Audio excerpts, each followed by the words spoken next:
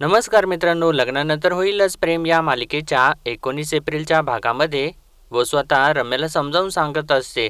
तिला ती म्हणते, हे बघ रम्या, आता या सगळ्यावरती चर्चा करून काहीसुद्धा घडणार नाही आहे.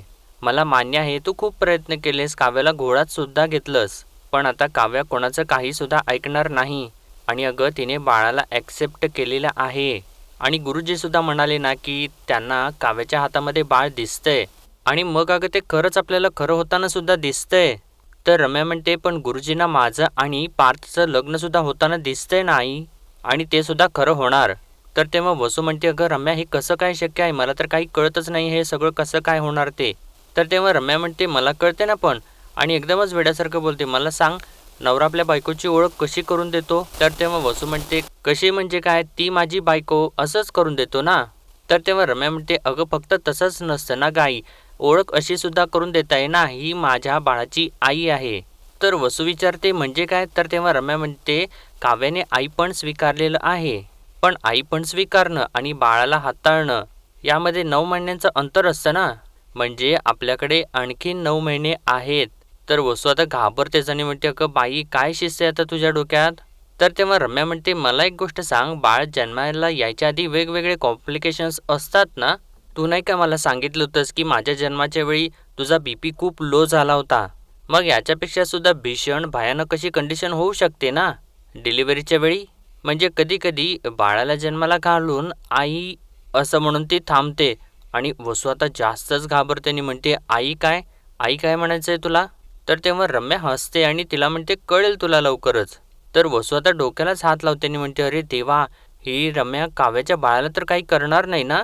तर त्यानंतर मित्रांनो, चक्क आता वसू जी असते ती विजयला भेटायला बोलवते आणि विजय आता तिला भेटायला सुद्धा येतो. आणि तो आता म्हणत असतो, जस्ट एक गंमत म्हणून, आता तर मला तुमच्या मुलीला भेटायचे दिवस आहेत, पण इतकं बरं वाटलं की तुम्ही मला फोन केलात आणि तुम्ही मला भेटायला बोलवलं. तर तेव्हा वसू म्हणते, काय करणार, कारणच तसं आहे विजयराव. तर तेव्हा विजय विचारतो, काय झालं. तर तेव्हा वसू म्हणते, काही नाही, आज माझी रम्या पुन्हा रडली, या या लोकांनी रडवलं तिला. तर तेव्हा विजय विचारतो, कोणी. तर तेव्हा वसू म्हणते, अजून. तर तेव्हा विजय आता जास्तच चिडतो आणि म्हणतो, या पार्थला तर मी आता सोडणारच नाही आहे.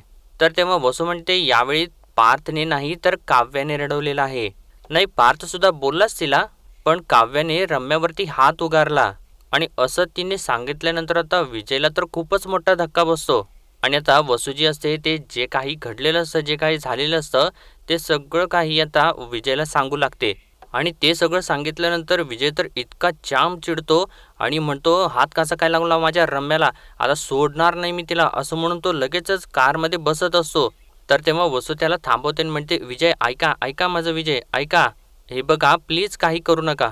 ती लोकांना माझा अपमान करतायत ते मी सहन करते, पण त्या लोकांनी जर का तुमचा अपमान केला ना, तर तो मी सहन नाही करू शकणार.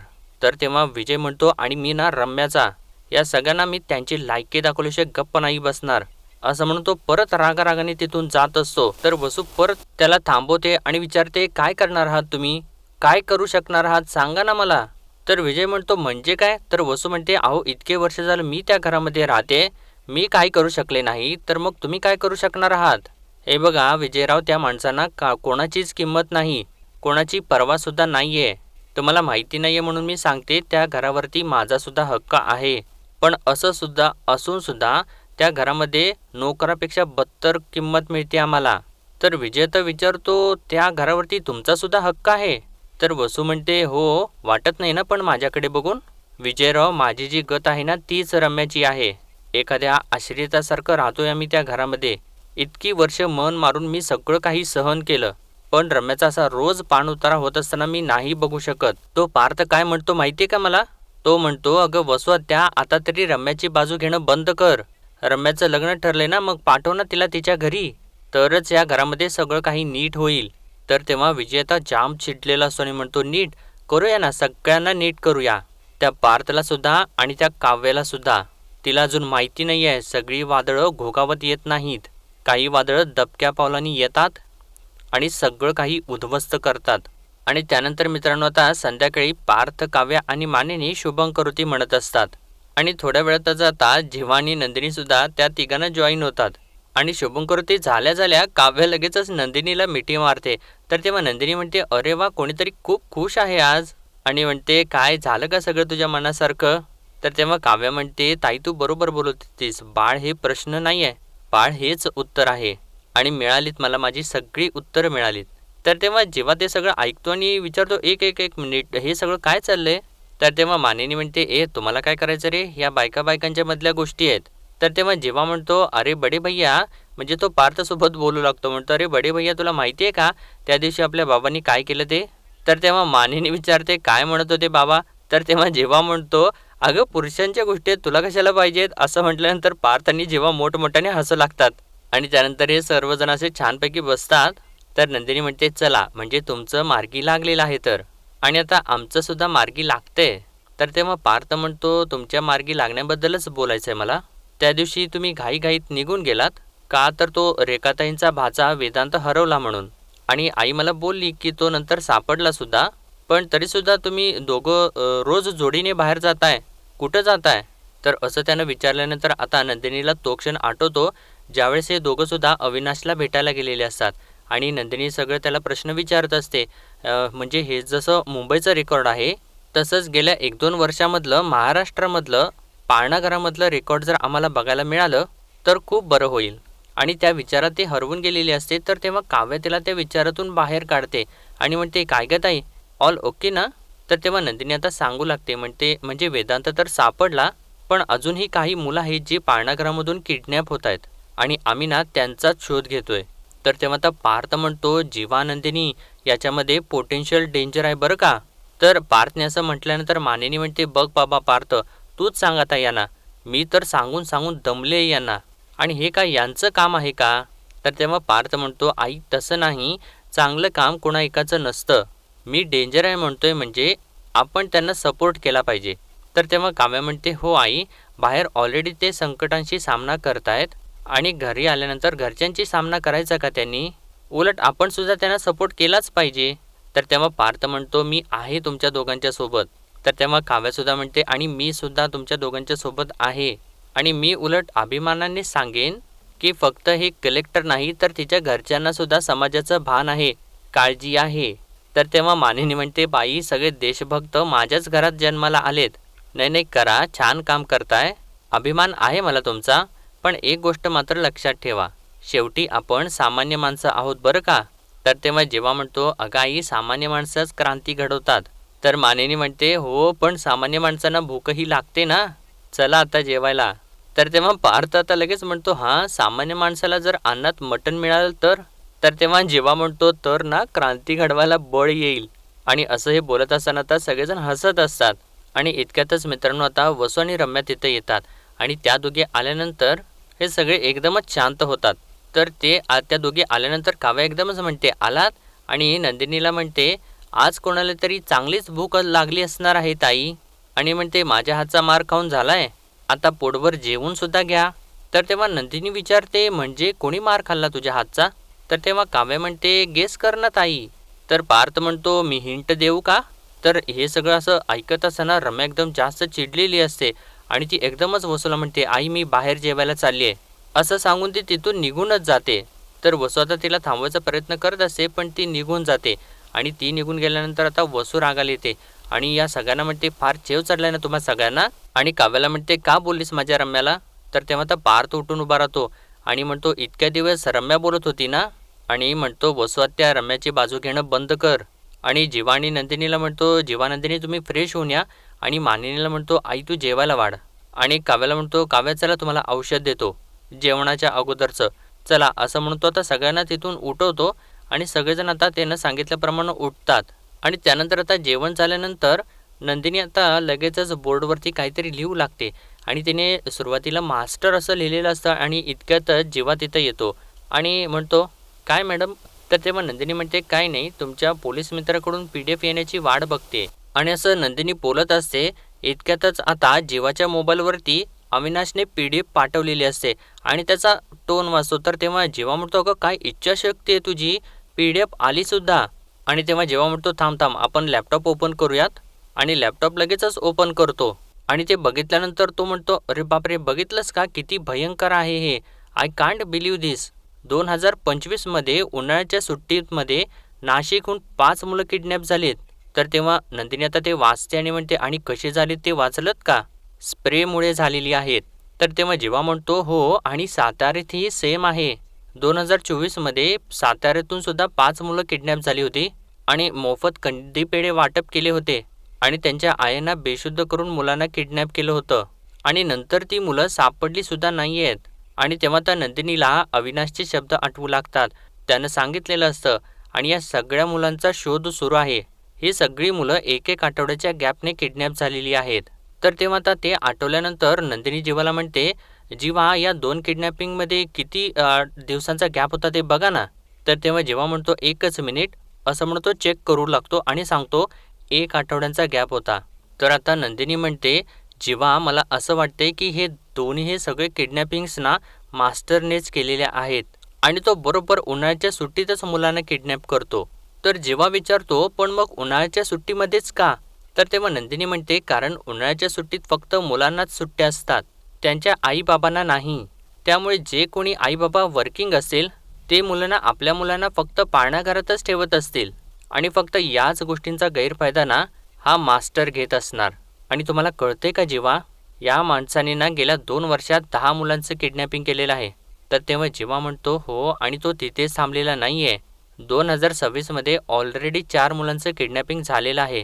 तर तेव्हा नंदिनी म्हणते, याचा अर्थ आणखीन एक मुलगा आता किडनॅप होणार आहे. आणि मित्रांनो, या दोघांचं असं चाललं असतं इकडे, आणि इकडे तर काव्या अभ्यास करत असते आणि ती अभ्यास करत करत खोलीमध्ये येते आणि दरवाजा बंद करते आणि त्यानंतर ती समोर टेबलवरती बघते तर पार्थने लव यू काव्या असं सगळं काही लिहिलेलं असतं आणि ते तर मित्रांनो त्याने असं सगळी फळं वगैरे घेऊन सजवून असं लिहिलेलं असतं. आणि ते बघितल्यानंतर तर काव्या खूपच धक्क्याने त्याच्याकडे बघू लागते आणि ती खूप खुशसुद्धा होते आणि ती वाचते आणि म्हणते, काव्या, आय लव्ह यू. आणि त्यानंतर तिथे खाली फळांनीच ना एक बाण केलेला असतो आणि तेव्हा त्यावेळेस काव्या तो बाण बघते, म्हणजे बाणाच्या दिशेने बघते, तर तिकडे पार्थने असं छान असं टॉवेलने वगैरे सगळं मिळून ना एक गोंडस असं बाळ तयार करून तिथे ठेवलेलं असतं. आणि जेव्हा आता काव्या ते बाळ आपल्या हातामध्ये घेते आणि त्याचं तोंड बघते तर तो तर काव्याचा बोका असतो आणि त्याला बघितल्यानंतर काव्या खूपच खुश होते. आणि तेव्हाच आता मागून पार्थ तिथं येतो. तर काव्या त्याला म्हणते, काय आहे हे? तर पार्थ लगेचच म्हणतो, अरे काय आहे हे? तर काव्या म्हणते, बघा बघा बरं काय आहे? तर पार्थ म्हणतो, बोकुडी. असं म्हणून हे दोघे सुद्धा हसत असतात. तर पार्थ म्हणतो, काव्या, आई होणं हे ना आतून वाटलं पाहिजे, पण हे ना तुम्हाला कधी वाटेल याची वाट बघत होतो मी. पण याच दरम्यान मी कधी तुमच्यावरती चिडलो असेन, रागवलो असेन, कधी आवाज वाढवला असेल, माझ्यामुळे झाला असेल तर असं म्हणतो आणि कान पकडतो आणि म्हणतो, आय एम सॉरी. तर तेव्हा काव्या म्हणते, काहीतरी चुकीच आपलं. अहो देशमुख, हे काय बोलताय तुम्ही? अहो तुम्ही तर माझ्यासारख्या सैरभैर मुलीला सावरलत, माझ्या हातामधलं गर्भसंस्काराचं पुस्तक बाजूला ठेवलत आणि अभ्यासाचं पुस्तक आणून दिलत. खरंच हो देशमुख, तुम्ही ग्रेट ग्रीन फ्लॅग आहात माझे. तुम्हाला सांगते, माझी आणि माझ्या बाळाची तुमच्याबद्दल काहीसुद्धा तक्रार नाही. तर तेव्हा पार्थ आता चिडतोच, माझ्या बाळाची म्हणजे काय काय म्हणायचं आहे का तुम्हाला? तर तेव्हा काव्य म्हणते, माझी आणि आपल्या बाळाची तुमच्याबद्दल काही तक्रार नाही आहे, पण मला सांगा, याला अचानक असं तुम्ही का बाहेर काढले? तर तेव्हा पार्थ म्हणतो, म्हणजे ते खेळणं आपल्या हातामध्ये घेत बोकडीला आपल्या हातात घेतो आणि म्हणतो, काय आहे ना, हे आपल्या बाळाचं पहिलं खेळणं असेल, आधी तुमचं होतं ना. तर रिसर्च असं सांगतो की माणसाला मानसिक किंवा शारीरिक त्रास होत असेल, स्ट्रेस असेल किंवा कधी काही कळा येत असतील तर त्यावर उपाय म्हणून फरवरून असा हात फिरवायचा. मग शरीराचा काही वेदना जर असतील तर शरीर काही वेळ विसरतो, मग मन शांत होतं, छान झोप लागते, म्हणून याला आणलं. तर तेव्हा काव्या म्हणते, असं आहे का? मग बघू जरा, असं म्हणून त्याला आपल्या हातामध्ये घेते आणि त्याची फर आपल्या गालावरून फिरवते आणि म्हणते, छान वाटते, पण ना माझ्याकडे याच्यापेक्षा पण बेस्ट उपाय आहे. तुम्ही जसं वाचले ना हे फरचं, तसंच मी अजून एक गोष्ट वाचली आहे. आपल्याला कुठलाही मानसिक किंवा शारीरिक त्रास होत असेल, आपण स्ट्रेसमध्ये असू किंवा कुठल्याही प्रकारच्या कळा येत असतील, त्यासाठी बेस्ट उपाय म्हणून आपल्याकडे एक बेस्ट पार्टनर असला पाहिजे. त्याच्याशी शांतपणे मनसोक्त अशा गप्पा मारल्या की सगळं काही ठीक होतं. तर तेव्हा पार्थ तिला म्हणतो, thank you Kavya, thank you for accepting. मला खूप भारी वाटते की आपलं सगळं काही खूप छान झाले. ही रम्या नावाची निगेटिव्हिटी आपल्या आयुष्यामधून गेली. आणि मित्रांनो, या दोघांचं तर खूपच छान चालू असतं. आणि इकडे आता नंदिनी जी असते ती लिस्ट परत बघत असते, ती PDF बघत असते परत. तर तेव्हा जीवा तिला विचारतो, काय बघतेस? तर तेव्हा नंदिनी म्हणते मी नाशिकचा मॅप बघते 2025मध्ये पाळणाघर ते किडनॅपिंगचं लोकेशन यामध्ये नेमकं किती अंतर होतं ना ते चेक करते आणि म्हणते जेव्हा एक छोटंसं काम करा ना, इथे बोर्डवरती लिहा ना. तर तेव्हा जेव्हा म्हणतो हो हो असं म्हणून तो लगेचच बोर्डवरती लिहायसाठी जातो. तर तेव्हा नंदिनी त्याला सांगते इथे डावीकडे साळुंखे फाईन आर्ट्स लिहा आणि इकडे उजवीकडे अंजली वेल्स असं लिहा आणि त्यानंतर तिकडे खाली पांडव असं लिहा म्हणून सांगते आणि सगळ्यात शेवटी मध्ये मुक्तिधाम असं लिहा असं सांगते. आणि तेव्हा जेव्हा अगदी तिने सगळं सांगितल्याप्रमाणे सगळं काही बोर्डवरती लिहितो आणि लिहून झाल्यानंतर तो नंदिनीला विचारतो पण यावरून काय करणार आहे नंदिनी? मास्टर ना आपल्यापेक्षा जास्त हुशार असणार आहे आणि याला सापडू देस ना, मी बघतोच याला. तर आता नंदिनी लगेचच उठते आणि म्हणते जेव्हा पॅटर्न सापडला असं म्हणून ती आता बोर्डवरती ते सगळे काही डॉट्स जुळवते आणि त्याच्यापासून यम तयार होतो मित्रांनो. आणि ती जीवाला म्हणते तुमच्या लक्षात आलं का, हा जो कोणी मास्टर आहे त्याला त्याच्या नावाची भीती आणि खूण सोडायची आहे, म्हणून तर बरोबर त्याच्या नावाप्रमाणे यम तयार होईल अशा जागा त्याने निवडल्या आहेत आणि त्या जागांवरच्या पाळणाघरांना त्याने टार्गेट केलेलं आहे. तर तेव्हा जेव्हा म्हणतो हो अगं तुझं तर करेक्ट आहे, 1 मिनिट थांब मी ना साताऱ्याचं चेक करतो असं म्हणून तो लगेचच लॅपटॉप घेतो आणि त्यानंतर आता नंदिनीला तो सांगू लागतो लोकेशन्स वगैरे सगळं काही. आणि नंदिनी आता बोर्डवरती लिहू लागते आणि ज्यावेळेस आता नंदिनी ते सगळे काही लोकेशन्स लिहिते बोर्डवरती तर तेव्हा आता जीवा उठतो आणि ते सगळे लोकेशन्सचे पॉईंट्स असतो ते जुळवतो आणि त्याच्यापासून पण मित्रांनो एमच तयार होतं. आणि ते बघितल्यानंतर या दोघांना सुद्धा धक्काच बसतो. तर तेव्हा नंदिनी म्हणते आणि आता मुंबई आणि जीवा आता गोरेगावला जी 4 मुलं किडनॅप झाली त्याचं लोकेशन बघा ना एकदा. तर तेव्हा जीवा म्हणतो हो लगेचच बघतो असं म्हणून तो आता लॅपटॉप घेतो आणि लोकेशन्स नंदिनीला सांगू लागतो. आणि पहिलं नाव सांगतो लेफ्टला आरे फॉरेस्ट आणि म्हणतो राईटला माइंड स्पेस घाल आणि खाली म्हणजे इथे मध्ये गोरेगाव स्टेशन असे तो सगळं काही लोकेशन सांगतो आणि उठून आता नंदिनी जवळ येतो. तर तेव्हा नंदिनी म्हणते जेव्हा वेदांचं जिथून किडनॅपिंग झालं होतं ते यशस्वी पाळणाघर स्टेशन जवळ होतं आणि चंदन पाळणाघर आरे फॉरेस्टचे इथं होतं. तर तेव्हा जीवा म्हणतो हो करेक्ट आहे तुझं आणि आता फक्त एकच लोकेशन बाकी आहे आणि ते लिहिलं तर यम तयार होईल. तर नंदिनी आता विचारते कुठलं? तर तेव्हा जीवा आता पेन हातामध्ये घेतो आणि त्याच्यावरती लिहितो फिल्म सिटी आणि नंदिनीला सांगतो फिल्म सिटी आणि त्यानंतर आता तो बरोबर त्या बोर्डवरती एम तयार करतो. तर नंदिनी म्हणते याचा अर्थ आता पुढचं किडनॅपिंग फिल्म सिटी जवळ असलेल्या पाळणाघरामधून होणार आहे. तर तेव्हा जेव्हा म्हणतो हो करेक्ट आहे आणि म्हणतो आता हे किडनॅपिंग 1 आठवड्यांच्या गॅपमधून होतंय आणि पुढचा आठवडा 2 दिवसांनी सुरू होणार आहे. तर नंदिनी म्हणते म्हणजे फक्त 2 दिवसात या फिल्म सिटी जवळच्या पाळणाघरामधून पुन्हा किडनॅपिंगचा प्रयत्न होणार आहे. तर जेव्हा म्हणतो एक्झॅक्टली आणि म्हणतो किती भयंकर आहे हे सगळं. तर नंदिनी म्हणते हो भयंकर तर आहेच हे सगळं, पण यावेळी आपण अडवणार आहोत त्यांना. माणुसकी, प्रेम, नाती, विश्वास या सगळ्याची चिरफाड करणारी ही जी कोणी माणसं आहेत ना त्यांना ठेचायला आता आपण पाय उचललाय जीवा. तर तेव्हा जीवा म्हणतो येस आणि आता ठेचल्याशिवाय मागे फिरायचं नाही आणि त्या फिल्म सिटीच्या लोकेशनला तो गोल करतो.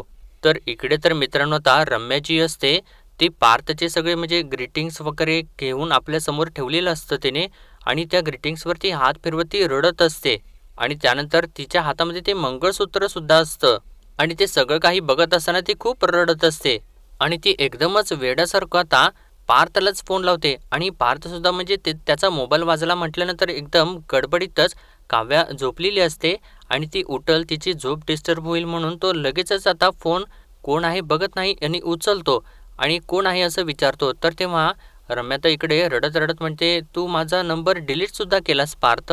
तर तेव्हा तर पार्थ थोडासा मोबाईल बघतो आणि नंदिनीला रम्याला विचारतो कशासाठी फोन केलायस? तर तेव्हा रम्या म्हणते मला ना तुझ्याशी बोलायचं आहे. तर पार्थ म्हणतो मला बोलायचं नाही आहे, कधीच नाही आहे असं म्हणून तो फोन ठेवत असो. तर रम्या म्हणते पार्थ प्लीज फोन ठेवू नकोस, मला आत्ताच्या आत्ता तुझ्याशी बोलायचं आहे पार्थ. तर पार्थ म्हणतो पण मला ना तुझ्याशी बोलायचं नाही आहे, एकदा सांगितलेलं कळत नाही आहे का तुला? तर तेव्हा रम्या म्हणते हे बघ तू जर आत्ता माझ्याशी बोलायला आला नाहीस ना पार्थ तर ना मी तुमच्या रूमचं दार वाजवत बसेन आणि ना काव्याची झोप मोड करेन. जेवढ्या वेळा तू दार बंद करशील ना तेवढ्या वेळा मी दार वाजवेन. आणि आता पार्थचा नाईलाज होतो आणि तो म्हणतो ठीक आहे मी आलो. तर तेव्हा रम्या म्हणते ठीक आहे ये मी वाट बघते असं म्हणून ती आता फोन कट करते आणि आता पार्थचा नाईलाज होतो आणि तो आता काव्याला थोडंसं हळूवार बाजूला सरकवतो आणि तिथून उठून तो आवाज न करता आता बाहेर येतो. आणि तो ज्यावेळेस बाहेर येतो तर तेव्हा रम्या लगेचच मागून येऊन त्याच्या खांद्यावरती हात ठेवते. आणि जेव्हा पार्थ तिच्याकडे बघतो तर चक्क रम्या जाऊन त्याला मिठीच मारते. तर तेव्हा पार्थ तिला म्हणत असतो, रम्या रम्या काय करतेस तू, असं म्हणून तो तिला बाजूला सरकवतो आणि तिला म्हणतो तू लांब राहा, नाहीतर मी घरच्यांना ओरडून उठवेन. तर तेव्हा रम्या म्हणते, पार्थ अरे तू असं का करतोयस, अरे सांग ना, आता काव्यामध्ये काय आहे जे माझ्यात नाही आहे. तर पार्थ म्हणतो, रम्या कम्पॅरिझन होऊच शकत नाही, मला ना तुझी आणि काव्याची कम्पॅरिझन करायचीच नाही आहे. आणि तरीसुद्धा तुला उत्तर हवं असेल तर आई, काव्या स्वाभिमानी आहेत, स्वतःचं फ्युचर घडवण्याची धमक आहे त्यांच्यामध्ये. त्या जितक्या सुंदर आहेत ना तितक्याच निष्पाप आहेत त्या. आणि मुख्य म्हणजे स्वतःचा भार आणि स्वतःचा तोल ढळू देत नाहीत, स्वतःचा आप जपून ठेवतात ते. आणि काय आहे ना रम्या, जी माणसं स्वतःची कदर करतात ना, जग त्यांची कदर करतं. आणि जे तुला आयुष्यात कधी जमलंच नाही. तर तेव्हा रम्या म्हणते, अच्छा म्हणजे तुझ्यावरच्या प्रेमात मी स्वतःला विसरून गेले, ही माझी चूक होती पार्थ. तुझ्यावरच्या प्रेमात मी कधीच स्वतःची कदर केली नाही, सतत तुझी कदर करत राहिले, ही माझी चूक होती. तुझं प्रेम मी माझ्या मनामध्ये निरंजनासारखं तेवत ठेवलं, ही सगळी चूक होती का रे माझी. मी काय काय नाही केलं तुझ्या प्रेमासाठी. अरे मी स्वतःला संपवून घेण्यापर्यंत गेले होते आणि तू आलासुद्धा होतास ना माझ्यासाठी तेव्हा. पण काय उपयोग झाला, त्या मुलीने तुला नाचवलं, पर तू तिच्याशीच लग्न केलंस. तर तेव्हा पार्थ म्हणतो, हो केलं मी काव्यासोबत लग्न, आणि 100 वेळा करेन, पुन्हा करेन, मरेपर्यंत करेन. जेव्हा जेव्हा जन्म घेईन ना तेव्हा तेव्हा काव्यासोबतच लग्न करेन. काव्या माझ्या सोलमेट आहेत. आणि म्हणतो, आपण कॉलेजमध्ये असताना तू मला एकदा सांगितलं होतंस की आपलं मन म्हणजे हृदयाच्या अर्ध्या तुकड्यासारखं असतं. त्या तुकड्यासोबत प्रत्येक तुकडा जोडला जाऊ शकत नाही. असा एकच तुकडा असतो ज्याच्याबरोबर आपलं मन फिट होतं, ज्याच्यासोबत आपलं जग पूर्ण होतं. तेव्हा मी खूप हसलो होतो या सगळ्या गोष्टींना. पण जेव्हा माझ्या आयुष्यामध्ये काव्या आल्या ना तेव्हा ना मला तुझी ही एकच गोष्ट 100% पटली. नीट ऐक, काव्या आणि मी सेपरेट होणार नाही आणि आपण एक होऊ शकत नाही. ही काळ्या दगडावरची पांढरी रेष आहे. आणि मित्रांनो, आता पार्थने तर हे सगळं काही रेकॉर्ड करून घेतलेलं असतं, म्हणजे रम्या याच्या अगोदर त्याने रेकॉर्डिंग ऑन केलेलं असतं. आणि आजचा भाग मित्रांनो इथेच संपतो आणि पुढील भागामध्ये आपण पाहणार आहोत, विजय आता इकडे घरी आलेला असतो आणि तो रागारागात पार्थला म्हणत असतो, एवढ्या चांगल्या घरामधला मुलगा तू, एवढ्या चांगल्या आईवडिलांचा मुलगा, हे असल्या चीट गोष्टी करता तुम्ही. तर तेव्हा आता आईवडिलांचं नाव घेतल्या पार्थ तर रागारागातच पुढे येतो आणि विजयची कॉलर पकडून म्हणतो, आईवडिलांचं नाव घ्यायचं नाही या. तर तेव्हा विजय म्हणतो, तू सुद्धा ना रम्याच्या नावावरती वाटेल ते खपवायचं नाही, कळलं ना. तर तेव्हा पार्थ म्हणतो, मग तुझ्या खोटारड्या बायकोला घरी घेऊन जा आणि काय लाड करायचे ते कर. तर तेव्हा विजय म्हणतो, नेणारच आहे, पण तोपर्यंत जर तिला असं टॉर्चर केलं ना तर तुझं जगणं हराम करीन मी, असं तो धमकीच देतो. आणि त्यांनी अशी धमकी दिल्यानंतर आता पार्थ विजयची कॉलर पकडतो आणि विजयसुद्धा पार्थची कॉलर पकडतो आणि दोघंसुद्धा अगदी मित्रांनो मारामारीवरती उतरतात. आणि तेव्हा आता सगळेजण पुढे येतात आणि त्या दोघांना अडवतात आणि मागे करतात. तर तेव्हा आता मानिनी म्हणते, काय चालले तुमच्या दोघांचं हे, असं म्हणून त्या दोघांना मागे सरकवते. तर तेव्हा आता पार्थ म्हणतो, वसवात्या, हा माणूस मला परत या घरामध्ये नको आहे. आणि असं म्हटल्यानंतर आता वसूला आणि विजयला सुद्धा धक्का बसतो मित्रांनो. तर मित्रांनो, आजच्या पुरते एवढंच आणि भेटूया परत उद्याच्या भागामध्ये. तोपर्यंत आपल्या व्हिडिओला लाईक, शेअर आणि सबस्क्राईब नक्कीच करा. धन्यवाद.